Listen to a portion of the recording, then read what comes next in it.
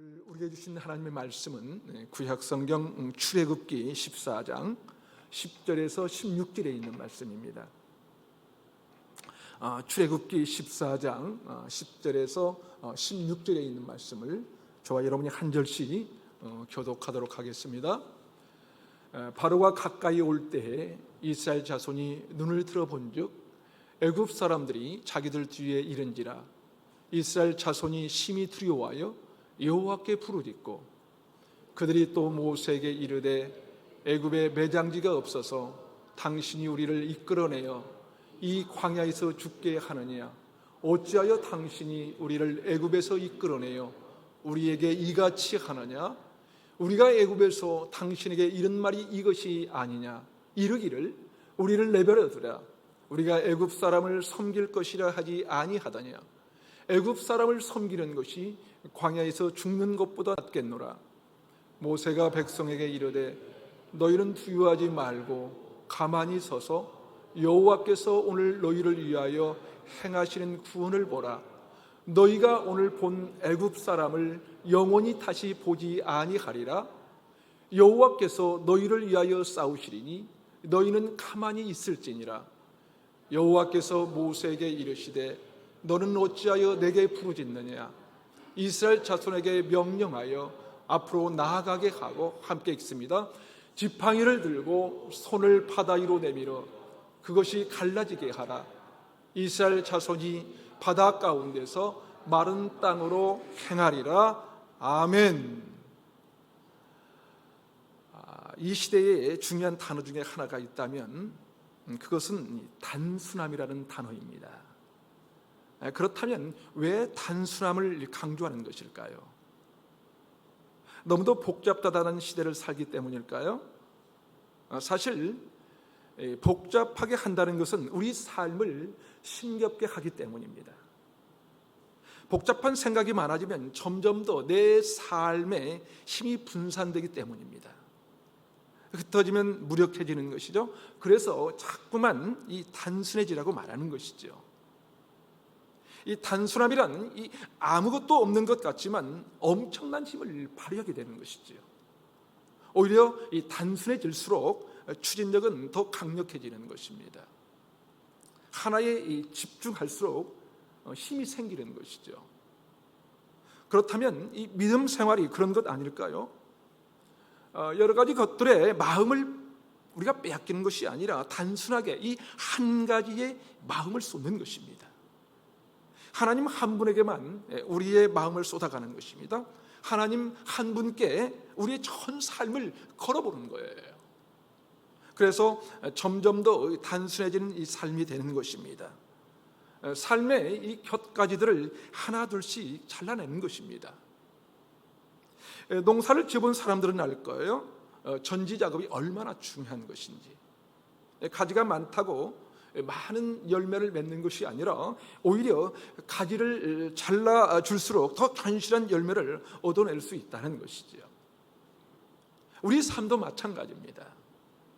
하루 이틀, 한 해, 두 해 사는 것이 아니지 않습니까? 가정도 마찬가지죠. 하루 이틀만 살면 끝나는 결혼 생활이 아닙니다. 멀리 가야 하는 것입니다. 여러분, 멀리 가려면요 가벼워야 합니다. 여행을 많이 다녀본 사람일수록 짐이 가벼워요. 많은 것들을 지고 가면 짧은 거리는 괜찮을지 모르지만 조금만 멀면 짐이 그 무게에 짓눌려 주저앉고 말게 되는 것이지요. 그래서 멀리 가려면 이 가벼워야 하는 것이죠. 비워내고 잘라내야 합니다. 우리 믿음 생활, 신앙 생활도 그렇다는 거예요. 하나님 한 분만을 만나고 싶은 열망, 여기에 우리의 이 초점을 맞추고 이 하나에 집중하게 되면 그때 우리의 삶은 더 강력해지는 것입니다. 사랑하는 여러분, 신앙생활은요 어쩌면 단순해지는 것을 배우는 거예요. 심플해지는 거예요. 주님 한 분만으로 이 만족한다는 것을 배우는 것이지요. 주님이 내 인생을 인도해 주시면 나머지 것들은 하나님께서 책임질 거야 라고 생각하는 이 단순함이 필요하다는 것입니다. 다시 말해서 단순하게 이 하나님 한 분에 대한 이 거룩한 열망을 가지는 것, 그것이 믿음의 이 삶의 능력이요, 그것이 믿음의 삶 이 전체인 것입니다. 그 단순함 가지고 날마다 순간마다 하나님을 만나기 원하는 것입니다. 그렇다면 여러분, 우리가 이 홍해를 만났을 때 이 홍해의 이 거대한 물결 앞에서 어떻게 하나님을 만날 수 있을까요? 다시 말해서 우리가 하나님을 만나려면 어떻게 해야 하는 것일까요? 오늘 본문 12절을 보면 알 수 있습니다. 12절을 함께 읽어볼까요?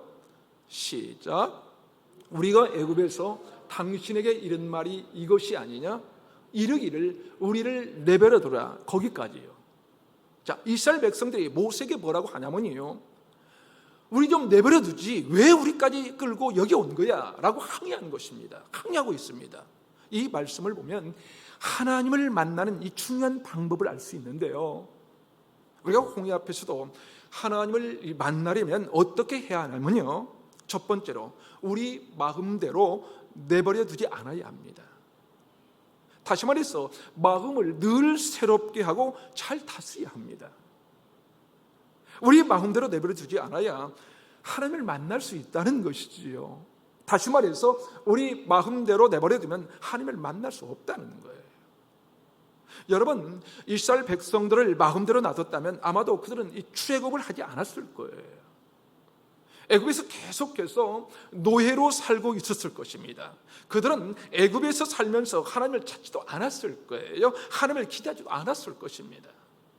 그래서 내 마음대로 하겠다고 하고 내 생각대로 하도록 내버려 두라고 하면 절대로 여러분 하나님을 만날 수 없는 것입니다. 자기 마음대로 하고 싶은 대로 내 마음 내키는 대로 감정이 움직이는 대로 하면 무엇인가를 얻어낼 수 없는 거예요. 여러분, 하나님을 만나는 것도 마찬가지입니다. 내 마음대로 하도록 놔두세요. 하나님 제발 간섭하지 마세요 라고 한다면 하나님을 만날 수 있는 길은 없다는 것이지요. 그래서 사도 바울도 로마서 12장 2절에 그렇게 말씀합니다. 너희는 이 세대를 본받지 말고 오직 하나님을 새롭게 함으로 변화를 받아 하나님이 선하시고 기뻐하시고 온전한 뜻이 무엇인지 분별하도록 하라. 무슨 말입니까? 마음을 새롭게 해야지 하나님을 만날 수 있다는 거예요. 내가 하고 싶은 대로, 내가 원하는 대로, 내 감정이 시키는 대로 아무렇게나 한다면 하나님을 만날 수 없다는 것입니다. 그런데 우리는 그런 말을 너무 자주 하는 것 아닙니까? 남편들이 그렇죠. 우리 남편들 잔소리만 그만하고 제발 나 좀 그냥 놔두어. 그렇죠. 자식들이 그럽니다. 엄마 제발 나 좀 그냥 놔둬. 나도 이제 어린애 아니야. 그런데 여러분, 인생을 살아가는 것도요, 그냥 내버려 두면요 인생의 정원에 꽃이 필 그 가능성은 없는 거예요. 우리 인생의 정원에. 여러분, 제가 올해 그 조그만 텃밭을 해보면서 깨닫게 하신 것이 있어요. 작은 텃밭도요 내버려 두면 잡초만 무성해지더라고요. 잡초만 무성해집니다. 작은 땅이지만 텃밭을 한다는 것이 보통 일이 아니더라고요. 처음에는 상추를 심어서 잘 먹지 않았습니까? 그런데 올여름 너무 덥기도 하고 별것 아닌 것 같아도 힘이 들어서 한동안 가보지도 못하고 그냥 내버려 뒀거든요. 그랬더니 어떻게 된 줄 아세요? 지난주에는 오랜만에 한번 가봤어요. 오랜만에 한번 가봤더니 밭이 아예 없어져 버렸더라고요. 풀이 제 키보다 더 자라가지고 그냥 지날 뻔했잖아요. 내버려 뒀더니 도저히 손조차 댈 수 없는 그런 상황이 된 것입니다. 우리 인생의 조언도 마찬가지 아닐까요? 우리도 내 마음대로, 내 감정대로 가만히 내버려 두면 우리 인생의 정원은 엄청난 잡초로 뒤덮게 될 것입니다. 가만히 내버려둬도 아름답게 가꾸어지는 정원은 절대 있을 수 없어요. 신앙생활도 여러분 마찬가지예요. 내 마음 내키는 대로 그냥 놔두면 결코 하나님을 만날 수가 없어요. 그냥 내버려두는 것이 하나님을 만날 수 있는 방법이 될 수 없다는 것입니다. 그런데 오늘 본문에 보니까 홍해 앞에 선 이스라엘 백성들이 그랬어요. 이스라엘 백성들은 우리를 내버려 두지 왜 여기까지 끌고 왔냐고 합니다. 그것은 무슨 말입니까? 그들이 하나님을 만나기 싫어했다는 것이죠. 그런데 홍해 앞에서 하나님을 만나려면 어떻게 해야 하는가 하면요, 내 마음대로 하려고 하는 마음을 잘 다스려야 합니다. 잘 통치해야 돼요. 그래야 하나님을 만날 수가 있습니다. 사람은요, 마음대로 내버려두면 삶은 망가지는 거예요. 마음대로 내버려두면 우리 인생은 무너지고 맙니다. 마음대로 내버려두면 내 인생은 어쩌면 죽음의 길로 갈지도 모릅니다. 요즘 우리 주변에 보면 당뇨병을 가지시는 분들이 상당히 많은데요, 그래서 저도 요즘 당뇨에 대해서 관심이 많아지게 되고 알아보게 됩니다. 그런데 당뇨가 굉장히 무서운 질병이라는 거예요. 왜냐하면 별 증세가 없이 지나다가 갑자기 발견되고 나면 그때부터 합병증이 엄청나게 나타나서 손을 대기 어렵다고 합니다. 당뇨병 환자인 어떤 사람이 이 발가락이 간지러워서 병원에 갔더니 벌써 이 괴사가 일어나고 있었다고 합니다. 그래서 그 사람에게 생활 습관을 물었더니 그동안 믹스 커피를 하루에 10잔에서 15잔을 마셨다는 거예요. 그렇게 아무렇게나 내버려 두면 우리 몸이 좋을 수가 없는 거예요. 우리 영혼도 그렇습니다. 우리 마음대로 내버려 두면 하나님을 만날 수가 없는 거예요. 때때로 절제하고요, 주의해야 합니다. 그리고 때때로 관심을 쏟아야 할 때도 있어요. 그냥 내버려 두면 절대로 하나님을 만나는 길로 갈 수가 없습니다. 왜냐하면 우리 인간의 본성이 그렇게 되어 있지 않거든요. 그러게 우리가 홍해 앞에서 여러분 하나님을 만나려면 내 마음대로 내버려 두면 안 되는 거예요. 자, 그렇다면 우리 자신을 마음대로 내버리면 어떻게 되는 것일까요? 다시 말해서 우리가 하나님을 만나려면 어떻게 해야 하는 것일까요? 두 번째로 애굽 사람을 섬기려는 우리의 본성을 잊지 말아야 합니다. 12절을 다시 한번 읽어볼까요? 12절 읽겠습니다. 시작. 우리가 애굽에서 당신에게 이른 말이 이것이 아니냐, 이르기를 우리를 내버려두라, 우리가 애굽 사람을 섬길 것이라 하지 아니하더냐? 애굽 사람을 섬기는 것이 광야에서 죽는 것보다 낫겠노라. 이게 무슨 말일까요? 우리가 가만히 내버려두면 누구를 섬기게 되어 있냐면요, 애굽 사람을 섬기게 되어 있다는 거예요. 다시 말해서 우리를 가만히 내버려두면 하나님을 섬기는 것이 아니라 애굽 사람을 섬기게 된다는 거예요. 여기에서 이 섬긴다는 단어의 뜻을 알아볼 필요가 있습니다. 섬긴다는 이 히브리어는 아바드라는 단어인데요, 아바드, 이 단어의 뜻이 뭐냐면 일한다는 뜻입니다. 여러분, 우리 예수 믿는 사람은 누구를 위하여 일하는 것입니까? 하나님을 위하여 일하는 거예요. 여러분이 사업을 하신다면 그 사업이 무엇 때문에 하는가 하면요, 하나님의 영광을 위해서 사업을 해요. 우리 청년들이 왜 그렇게 열심히 직장 생활을 해야 하는 것이죠? 하나님의 영광을 위하여 열심히 성실하게 직장 생활을 해야 하는 거예요. 학생들이 왜 열심히 공부해야 하는가 하면요, 하나님의 영광을 위해서 열심히 공부를 하는 것입니다. 여러분이 죽으라면 가정을 잘 꾸려가는 것이 누구를 위해서예요? 하나님의 영광을 위해서 가정을 잘 꾸려가는 것입니다. 바꿔서 말하면요, 많은 사람들이 이 돈을 벌기 위해서 사업을 해요. 돈을 위해서 사업을 하는 것이죠. 좋은 직장에 들어가기 위하여 스펙을 쌓고 공부를 해요. 승진하기 위하여 열심히 일해요. 그런데 우리 예수 믿는 사람들은요, 하나님을 위하여 그 일을 하는 것입니다. 하지만 예수 믿는 사람들도 마음대로 내버려두면 하나님을 위하여 일하지 않고 애굽을 위하여 일을 하게 된다는 거예요. 왜냐하면 그것이 우리가 속한 세상이거든요. 그것이 세상의 원리거든요. 돈을 잘 벌 수 있어서 일을 열심히 해야 한다고 생각하는 거예요. 승진하려고 열심히 땀을 흘리는 것이죠. 좋은 직장을 가리고 좋은 스펙을 쌓으려 하고, 그래서 좋은 학교에 들어가려고 애를 씁니다. 좋은 평판을 받기 위하여 남들이 알아주는 직장을 가려고 합니다. 그런데 여러분, 이것은 전부 다 애굽을 위하여 하는 것입니다. 이런 사람들의 특징은요, 홍해를 만나면 바로 원망하고 절망합니다. 애굽으로 돌아가려고 해요.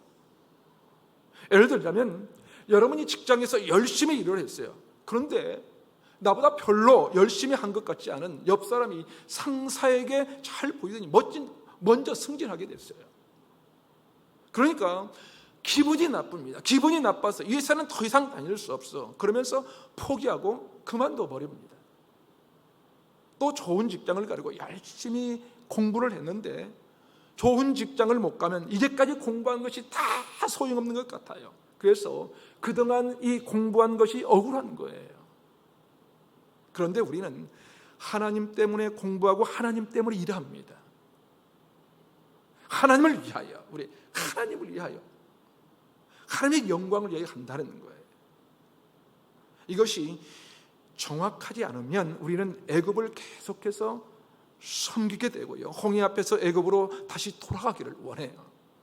내 마음대로 안 되면 쉽게 절망감에 빠져버립니다. 하나님의 영광을 위한 이 가정생활이 아니면 내 마음에 들지 않는 남편이 지긋지긋하고요, 내 뜻대로 안 되는 자식들이 원수가 되는 거예요. 그래서 내가 왜 이런 사람을 위해서 이렇게 살아야 되지? 그런 거예요. 그게 아니라 우리는 하나님을 위해서 이 가정을 잘 세워가야 하는 것입니다.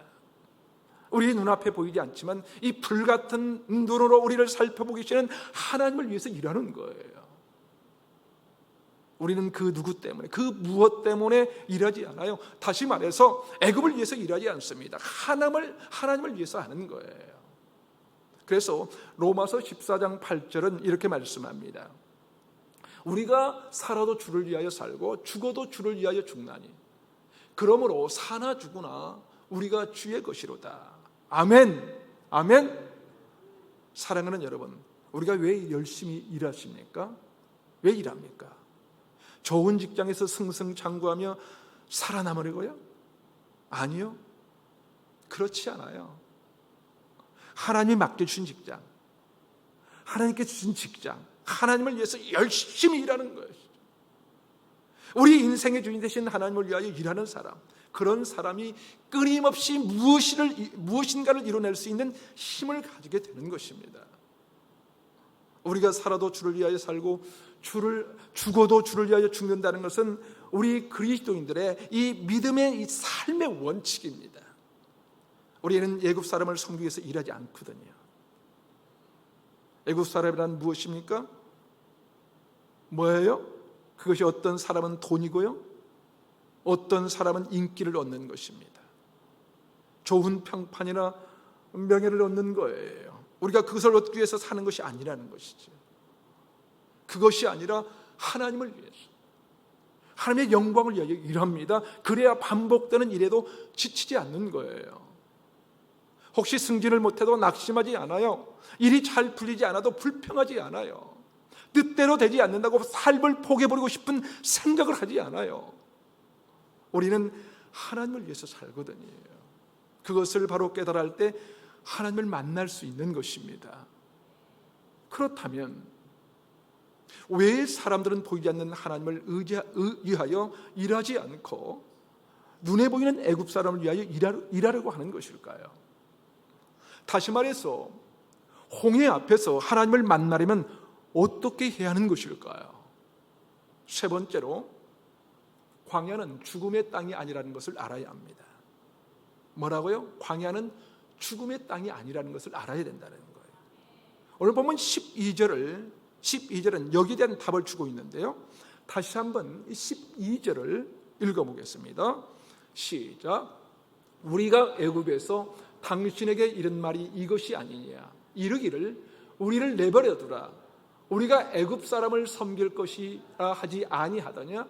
애굽 사람을 섬기는 것이 광야에서 죽는 것보다 낫겠노라. 무슨 말일까요, 여러분? 사람들이 생각해는요, 선입관념이 있습니다. 선입관념. 그게 뭐냐면 광야에 나가면 죽는다는 거예요. 광야에 나가면 죽는다는 것. 광야로 나가면 그 삶이 끝이라고 생각하는 선입관념이 있는 것입니다. 그래서 하나님께서 우리를 광야로 인도하시면 우리가 무슨 생각하냐면요, 우리는 죽었구나, 나는 죽었구나 생각을 하는 거예요.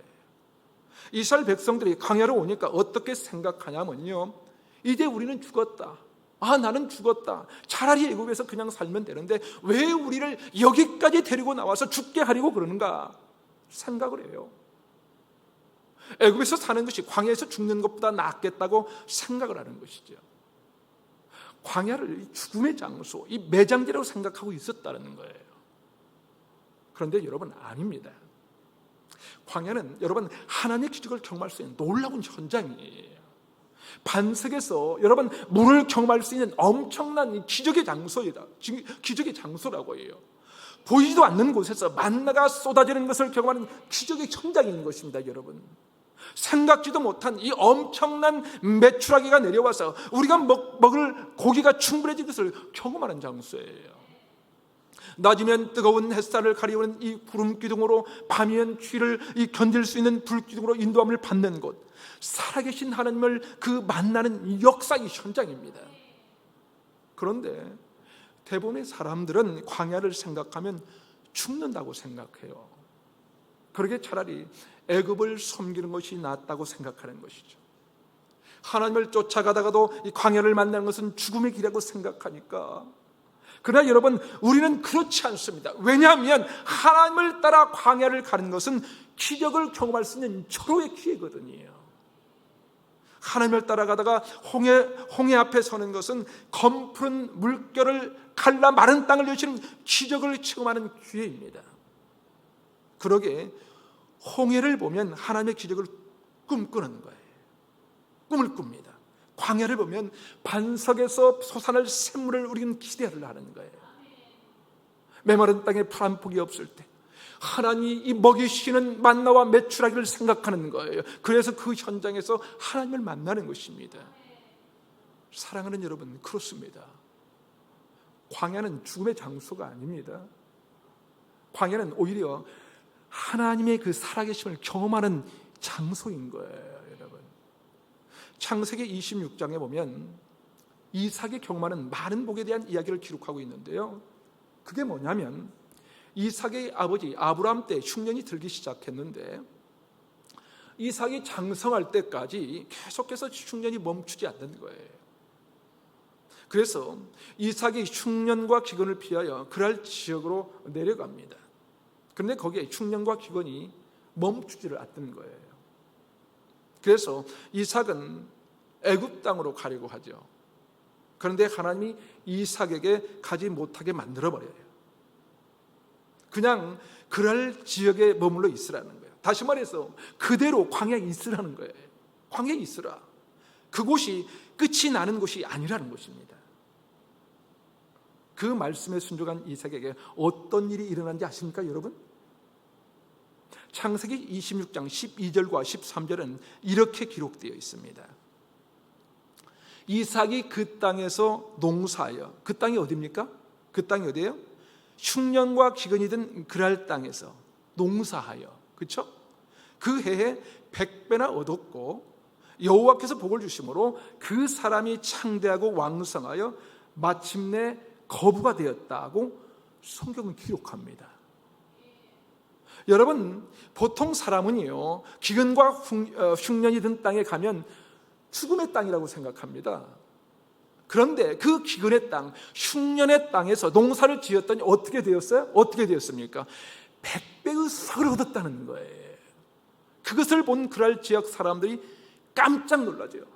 깜짝 놀랍니다. 그런 이삭을 그랄 사람들이 시기하여 그대로 가만 놔뒀다가는 도리어 자기들이 그 땅에서 쫓겨날 것 같으니까 아브라함 때 이 파놓았던 우물을 막고 자꾸 메워버립니다. 그러면 이삭이 어떻게 합니까? 다시 우물을 팝니다. 우물을 파면 또 물이 나오는 거예요. 그것을 그랄 사람들이 또 메워요. 메워버리면 또다시 뭡니까? 이삭이 팝니다. 그러면 또 우물에서 물이 나오는 거예요. 그것을 본 그랄 사람들이 이삭을 두려워하기 시작합니다. 사랑하는 여러분, 사람들은 광야를 가면 죽을 것 같다고 생각합니다. 홍해를 만나면 끝이라고 생각을 해요. 그러나 예수 믿는 사람들은 그렇지 않아요. 바로 그것이 하나님을 만날 수 있는 가장 좋은 현장이거든요. 사람들이 애굽을 섬기는 이유는 광야가 죽음의 땅이라고 생각을 하니까 그래요. 홍해를 만나면 그곳이 수장될 장소라고 생각하니까 두려운 것입니다. 그런데 그렇지 않습니다. 오히려 그곳은 하나님의 놀라운 기적의 현장이라는 사실입니다. 다 메말라 버릴 것 같아도 하나님과 함께하는 인생에는 살아갈 길을 발견하게 되는 곳이 광야라는 것입니다, 여러분. 그래서 광야는 히브리어 이 말씀이라는 이 히브리어가 어원이 같습니다. 광야라는 히브리어와 이 말씀이라는 히브리어 이 언어가 같다. 어원이 같아요. 그래서 광야는 이 하나님의 음성을 듣고 하나님을 만나는 것입니다, 여러분. 그곳에서 하나님의 놀라운 역사가 있는 곳이에요. 그러게 하나님을 따라 광야에 오는 것은 죽음에 이르는 것이 아니에요. 오히려 주변이 다 메말라가도 살아갈 길을 발견할 수 있는 곳입니다. 왜냐하면 광야는 하나님의 기적이 있는 곳이니까요. 사람들은 끊임없이 애굽을 섬기려고 합니다.